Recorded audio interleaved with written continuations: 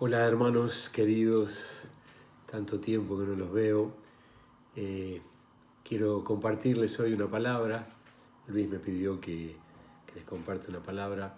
La verdad que estos días han sido días muy especiales, de reflexión, de búsqueda del Señor, de- de encuentro más con la familia.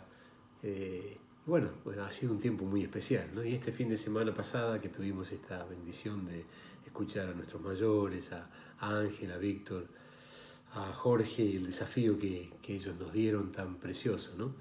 Quiero compartirles algunos pensamientos acerca de Romanos capítulo 8.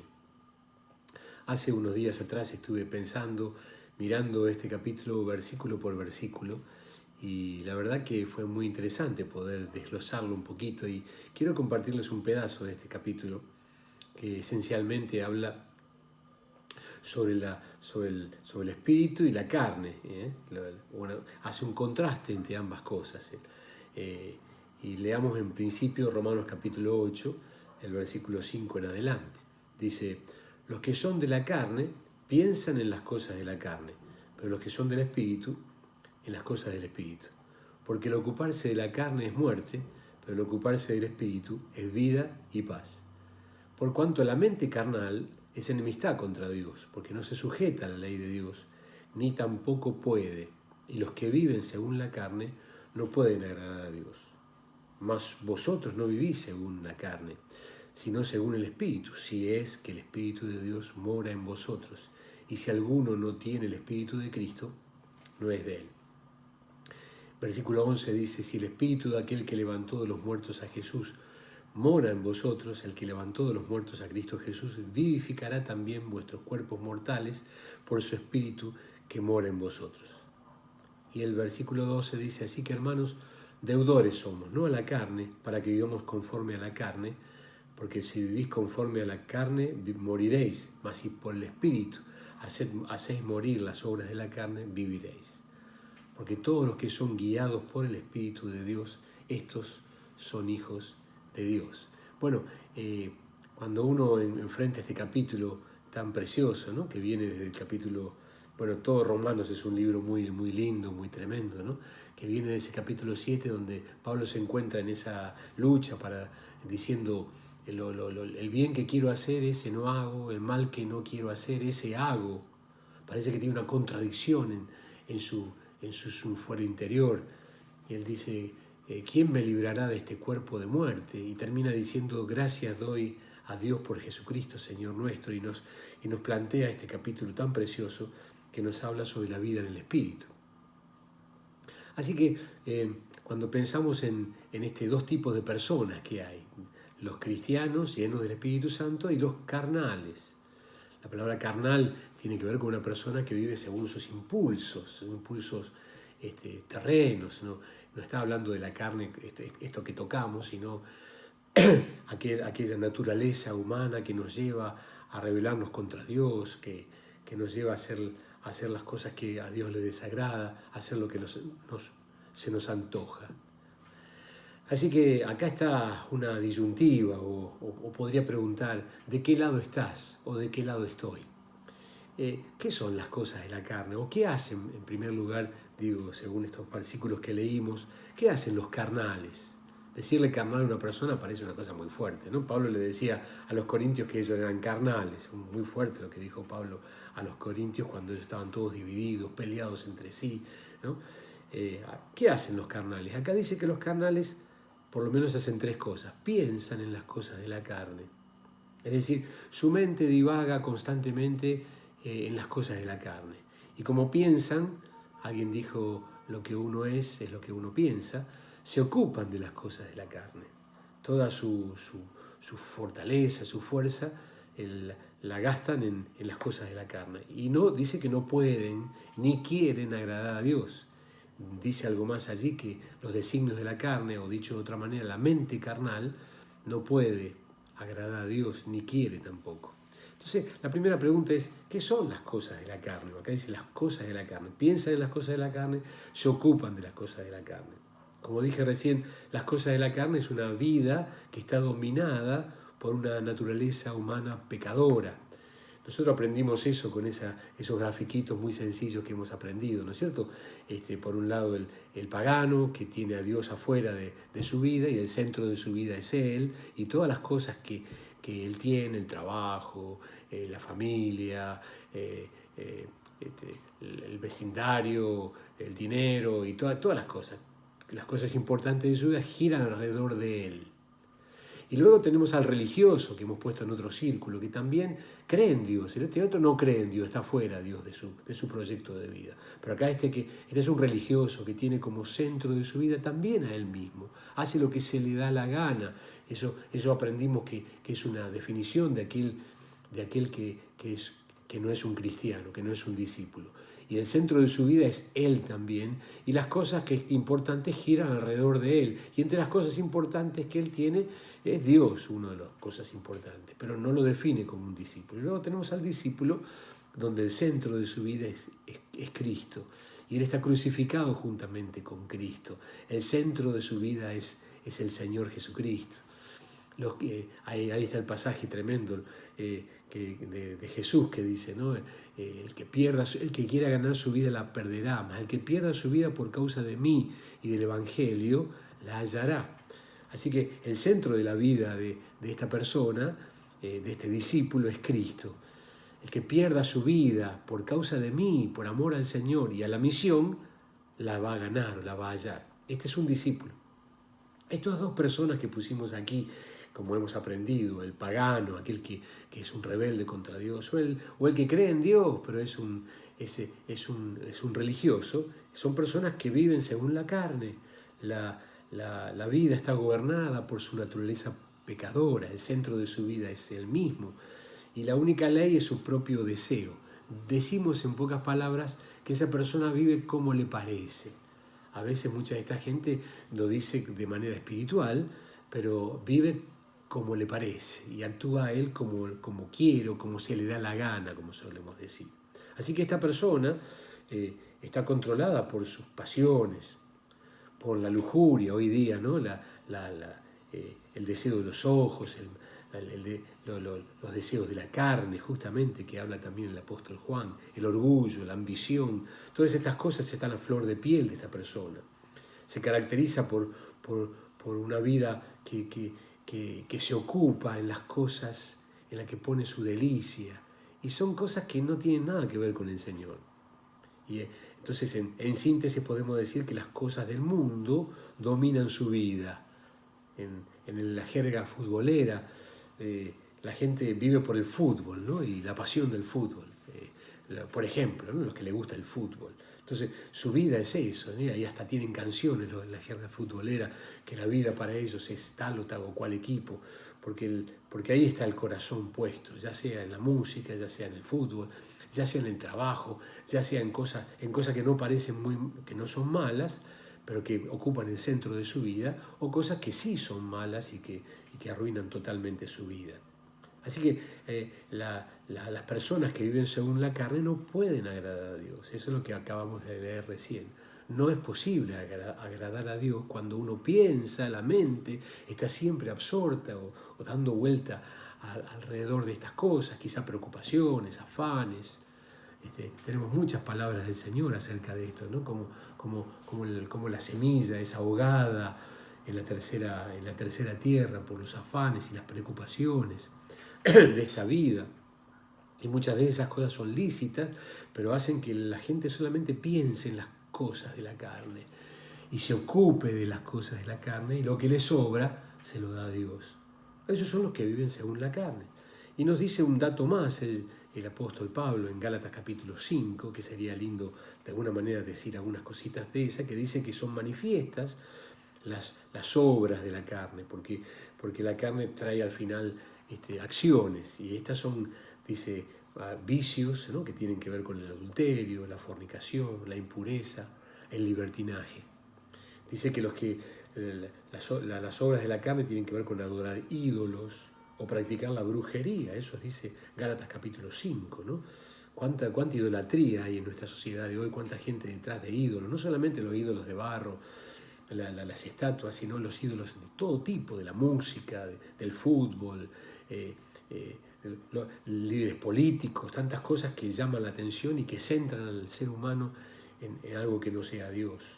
Los que obran a flor de piel, buscan las cosas de la carne, dice, tienen odios, peleas, celos. Esas son maneras de ver cómo vive una persona que no vive según el Espíritu. Se enojan fácilmente, causan rivalidades, divisiones, partidismos, son envidiosos, borrachos, glotones y otras cosas parecidas. Dice el apóstol, les advierto que los que practican tales cosas no heredarán el reino de Dios. Bueno, podríamos hablar un rato largo sobre esto. Esto es lo que no queremos, el contraste estoy diciendo, ¿no? Por otro lado están los que están llenos del Espíritu Santo, los que son del Espíritu. Qué lindo que dice acá, los que son de la carne y los que son del Espíritu. Y dice, ¿qué hacen los que son del Espíritu? Aquellos cristianos que son o somos llenos del Espíritu Santo. Dice que piensan en las cosas del Espíritu, se ocupan en las cosas del Espíritu y de esa manera agradan a Dios. Y me puse a pensar, ¿qué son las cosas del Espíritu? Recién hicimos un raconto de aquellas cosas que podemos decir sucintamente, las cosas de la carne. ¿Qué son las cosas del Espíritu? Quizá haría un silencio aquí para que cada uno pueda pensar, ¿qué son las cosas del Espíritu? Y yo puntualicé algunas cosas que me parecen muy importantes.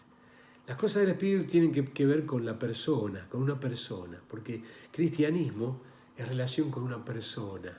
Estamos enamorados de alguien, somos cristianos, aleluya.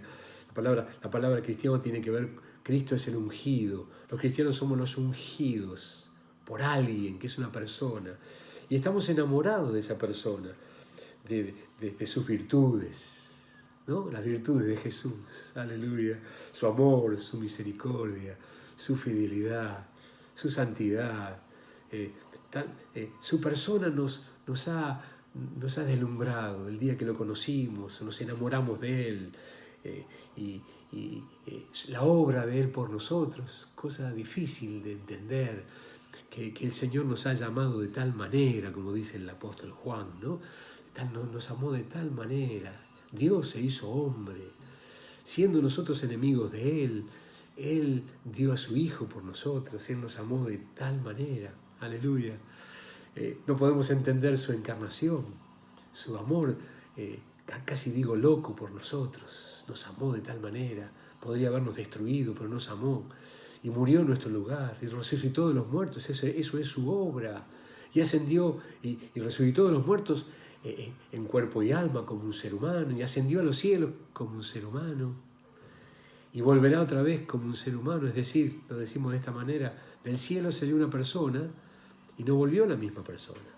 Cristo se encarnó, Dios Hijo se encarnó y se identificó de tal manera con nosotros, nos amó de tal manera que por toda la eternidad asumió nuestra forma humana, nos amó.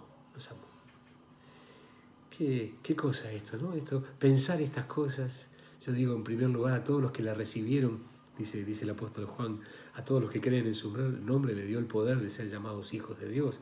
Esta experiencia con Dios del nuevo nacimiento, el día que creímos, el día que nos entregamos a Él, nos enamoramos de Él, y ahí empezamos a conocerle. Y nuestro Dios es alguien del cual no nos vamos a aburrir, ni nunca nos va a defraudar. No es como los líderes humanos, que seguro que nos van a defraudar. Aún aquellos líderes espirituales pueden llegar a defraudarnos. Pero tenemos un Dios, tenemos un líder, tenemos un Señor que es perfecto. Las cosas del Espíritu tienen que ver con su persona. Así que, querido, querida, digo acá, nunca dejes de enamorarte del Señor. La adoración, el culto a Dios, la alabanza, tienen que ver no con un momento de la vida, un momento de música, un momento de reunión, este tiempo que no podemos tener reuniones, ¿no? La adoración tiene que ver con su persona, por eso el Señor busca que le adoren, a los verdaderos adoradores, que le adoren en espíritu y en verdad. Así que, ¿qué son las cosas del Espíritu? Tiene que ver con su persona, tiene que ver con su obra por nosotros. Y acá muchas veces nos hemos detenido un poco más, su obra por nosotros, porque Él murió por nosotros. Él nos vino a salvar, pero también hay una obra que hace en nosotros. Y Dios está trabajando en nosotros. Aleluya. Él tiene un propósito con tu vida y tiene un propósito con mi vida. El que comenzó en vosotros la buena obra, la va a perfeccionar hasta el día de Jesucristo. Él comenzó una obra en nosotros. Él quiere formarnos a la imagen de su Hijo. Aleluya. Yo no lo puedo entender cómo puede tomar este barro que somos nosotros y puede moldearlo si nos ponemos en sus manos y edificarnos a la imagen de su Hijo. Quiere hacernos parecidos a Jesús en su carácter, en sus obras, hacernos parecidos a Él. Tiene un propósito y el Señor no ha terminado su obra en mí y tampoco la ha terminado en vos, hermano querido. Así que Él tiene un propósito en nuestra vida particular. No solamente murió por nosotros, sino que está actuando en nosotros. Él está haciendo una obra. Está haciendo obra entre nosotros también, porque Él está formando un pueblo. Y hemos aprendido que Dios está actuando. Estos días de tanta confusión y tantas preguntas, en que todo el mundo se ha parado, como no sé si alguna vez en la historia, ¿no? Se ha parado con esta pandemia. Algunos me han dicho en un momento dado, pero ¿cómo? El diablo está suelto y hay hermanos que se pueden caer y esto y lo otro.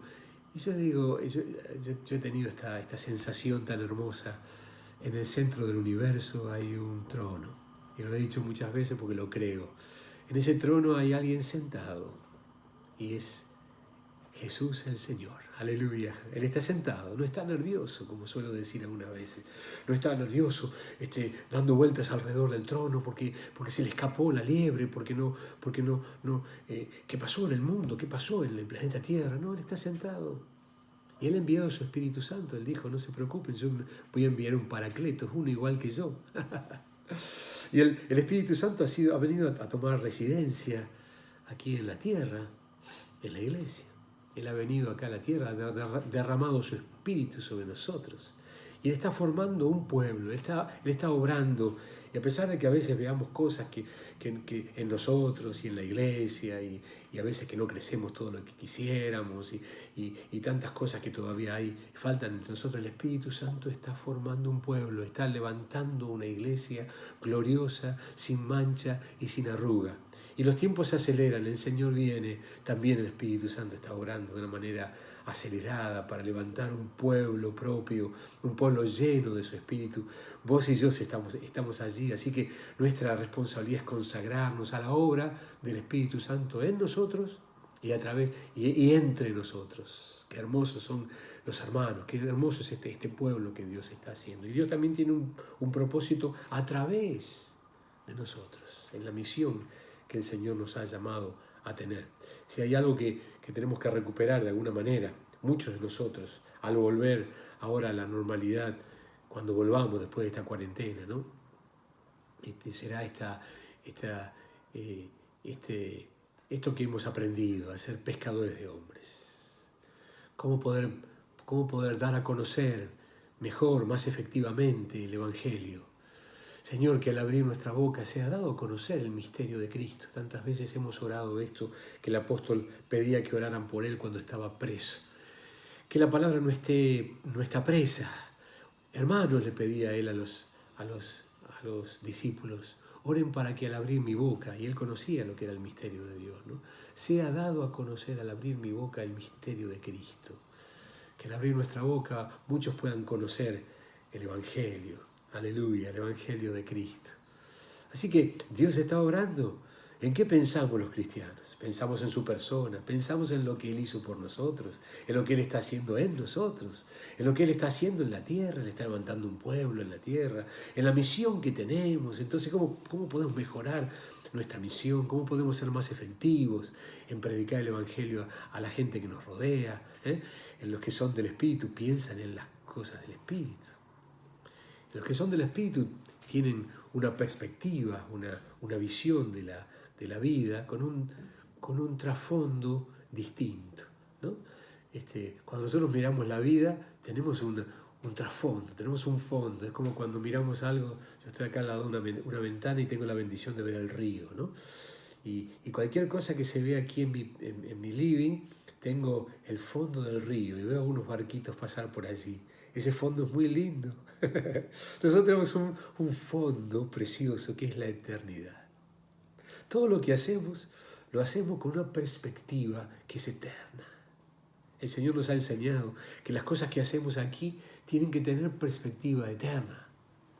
Que si invertimos, Él nos ha dado talentos para que nosotros nos negociemos, ¿no es cierto? Cuando está la parábola de los talentos, con una perspectiva, lo estamos haciendo, estamos ganando a otros, estamos ganando personas, estamos discipulando a otros, queremos bendecir a mucha gente, tenemos una perspectiva eterna, nuestras acciones tienen resonancia eterna, aleluya, y también tenemos una esperanza eterna. La vida no se termina en el 1,80 m. La vida no se termina como algunas personas lejos de Dios y con la mentira del diablo creen que se reencarnarán en otras criaturas. Nuestra esperanza es eterna, es ver a quien amamos para siempre, es ir a vivir un día con aquel a quien amamos. Así que tenemos una perspectiva de eternidad en nuestras almas. Tenemos que, yo suelo decir, leía en estos días, que Enoc caminó con Dios. Enoc era el abuelo de Noé. Y él caminó con Dios. Y se fue joven, al lado de toda la gente que moría en esa época de muchos años, ¿no? Matusalén, su hijo, murió a los 969 años, si no me equivoco. Y él caminó con Dios. Y tenemos que aprender a caminar con Dios. Qué bárbaro, ¿no? Que nos pase lo de Enoc, que un día caminando con Dios nos encontremos que Él nos lleve, seguramente a través de la muerte o a través de su venida. Enoc caminó con Dios y un día se fue con Dios. Qué linda experiencia esta de lo que es la vida en el Espíritu. La vida en el Espíritu es caminar con Dios. Como dije recién, ¿qué son las cosas del Espíritu? Las cosas del Espíritu tienen que ver con nuestras ambiciones. ¿Qué ambición tenés en la vida? ¿Qué ambición tengo yo? Si le preguntaríamos a Moisés, ¿cuál es tu ambición, Moisés? Allí 40 días en el monte, quiero verte, Señor, quiero verte, Señor. Y cuando yo he leído eso, tenía ganas de decirle a Moisés a través de la Escritura, no podés verlo. La Biblia dice que no se puede verlo, pero él quiso verlo. Y el Señor le mostró sus espaldas. O Elías, ¿qué andas haciendo por acá, Elías? Uy, el celo del Señor me ha traído. Quiero encontrarte otra vez, Señor. Quiero llenarme de vos otra vez. Las ambiciones de la vida tienen que ver con alguien a quien amamos, que es nuestro Señor Jesucristo. Los valores de la gente que vivimos en el Espíritu. Tienen que cambiar nuestros valores. Yo digo 2 o 3 acá, ¿no? De los valores que cambian en aquellos que piensan y que se ocupan de las cosas del Espíritu. Por ejemplo, dar es mejor que obtener. Miren, ese es un valor del reino, ¿no? Más bienaventurada cosa es dar que recibir. La gente no dice, sí, hay que obtener, hay que acumular, hay que tener cada vez más, porque la vida del hombre consiste en lo que uno tiene. Y el Señor dijo, no es así, es mejor dar que recibir, es mejor servir que ser servido. Es mejor perdonar que odiar. Es mejor decir la verdad, vivirla, en vez de mentir y vivir la mentira. Es mejor vivir para el Señor y para los demás que intentar ser feliz. Uno encuentra que la verdadera felicidad está en vivir para Dios, para el Señor y para los demás. Así que ahí experimentamos el fruto del Espíritu, que es otro tema muy importante en esto que hablamos, de los que son del Espíritu. Los que son del Espíritu experimentan el fruto del Espíritu. Y ahí habría mucho para charlar, ¿no? A veces digo, ¿por qué algunos aspectos del fruto del Espíritu están más claros en nosotros que otros, ¿no? A veces algunos son más pacientes, pero están siempre amargados. O algunos están muy contentos, pero no tienen dominio propio. Qué importante es que el fruto del Espíritu entero, esos nueve sabores del fruto del Espíritu. No sé si alguna vez les dije, una vez leí que el fruto del Espíritu es como una fruta, ¿no? Que al morderla tiene un sabor, al morderla otra vez tiene otro sabor, y al morderla otra vez tiene otro sabor: amor, gozo, paz, paciencia, benignidad, bondad, fe, mansedumbre, dominio propio. Tiene que estar en nosotros el fruto del Espíritu. Y por último digo, ser del Espíritu, los que son del Espíritu, tiene que ver con ser una persona nacida de Dios. Recuerden que ahí comenzó nuestra historia. Como dije recién, a todos los que la recibieron les dio el poder de ser llamados hijos de Dios. Y luego aprendimos que cuando uno es cristiano, verdadero, empieza a poner en práctica la palabra de Dios. Y por eso Jesús dice en Juan 8, si vosotros permaneciereis en mi palabra, seréis verdaderamente mis discípulos. Pero acá dice una cosa más, y me gusta mucho lo que dice el versículo 14, que los que son guiados por el Espíritu, estos son hijos de Dios. Qué hermoso esto, ¿no? No solamente nació de nuevo, no solamente está poniendo en práctica a través del Espíritu Santo la palabra de Dios, sino que es una vida que está siendo guiada, está siendo inspirada, está siendo conducida por el Espíritu Santo. Y los hijos de Dios tenemos esa característica, que somos guiados por el Espíritu. Y este es el desafío que tenemos, aprender a que Él nos guíe en nuestra vida, ¿no? En todas las etapas de nuestra vida, ver la guía del Espíritu. Qué desafío es esto, ¿no? Es como una vez nos dijo Oscar Marcelino, que es como el ciego que tiene el perro que lo guía, ¿no? Y él depende del perro allí que tiene de una soga, porque es ciego y tiene el perro que lo guía. Es una manera de decirlo. Nosotros caminamos y el Señor nos va guiando todos los días de nuestra vida. Qué hermoso. Él quiere guiarnos. Tenemos el privilegio de ser guiados por alguien tan precioso como nuestro Señor Jesucristo. Y dice que los resultados de estas dos vidas, el resultado de una vida sin Dios, de una vida en la carne, es muerte, es una vida vacía, es una vida alejada de Dios aquí y en la eternidad. Pero el resultado de la vida del Espíritu es vida, es paz. Esa vida tiene calidad y tiene no solamente la vida eterna se refiere a la cantidad eterna de años, sino a la calidad de la vida. Los años vividos con Jesús son hermosos aquí en la tierra y lo serán por toda la eternidad. Y quiero terminar, porque el tiempo se me fue, ¿cómo termina este capítulo? Con algunas preguntas. Miren las preguntas, yo las voy a leer, ¿no? ¿Quién acusará a los escogidos de Dios? A ver, ¿quién? Dice el apóstol, ¿no? Y el diablo levanta la mano fuertemente, yo solo voy a acusar. Dice el apóstol Pablo, Dios es el que justifica.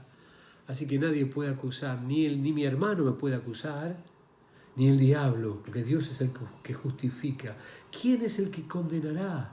Otra vez el diablo levanta la mano. Y Pablo dice, Cristo es el que murió, más aún el que también resucitó, el que además está a la diestra de Dios, el que también intercede, pide por todos nosotros. ¿Quién nos separará del amor de Cristo? ¿Tribulación? ¿Angustia? ¿Pandemia? ¿Persecución? ¿Hambre? ¿Desnudez? ¿Peligro? ¿O espada? Antes en todas las cosas somos más que vencedores por medio de aquel que nos amó. Y vuelve a decir otra vez, por lo cual, queridos, estoy seguro que ni la muerte, ni la vida, ni ángeles, ni principados, ni potestades, ni lo presente, ni lo porvenir, es decir, estas cosas que hoy no entendemos mucho, que están sucediendo, ¿qué sucederá con Argentina, con el mundo? Ni lo presente, ni lo porvenir, ni lo alto, ni lo profundo, ni ninguna otra cosa creada nos podrá separar del amor de Dios, que es en Cristo Jesús, Señor nuestro. Aleluya, es palabra de Dios. A su nombre sea la gloria. Y que puedas volver a leerlo, estos versículos que terminan el capítulo 8 de Romanos, y sean una palabra de fuerza, de esperanza, de fe, porque estamos enraizados, hemos puesto nuestras raíces en Dios y Él es capaz de llevarlos adelante. Gracias, Señor, te damos. Gracias por ser nuestro Señor, por ser nuestro guía. Queremos ser de esta gente y somos de esta gente que somos hijos de Dios. Y los hijos de Dios somos guiados por tu Espíritu. Ayúdanos a pasar este tiempo, Señor, a caminar cada día con vos y experimentar el poder de la resurrección de Cristo, que leíamos también aquí. Aquel que levantó de los muertos a Jesús también vivificará y está vivificando nuestros cuerpos por su Espíritu que mora en nosotros. Un abrazo grandote para todos, los quiero mucho y espero pronto verlos en el nombre de Jesús.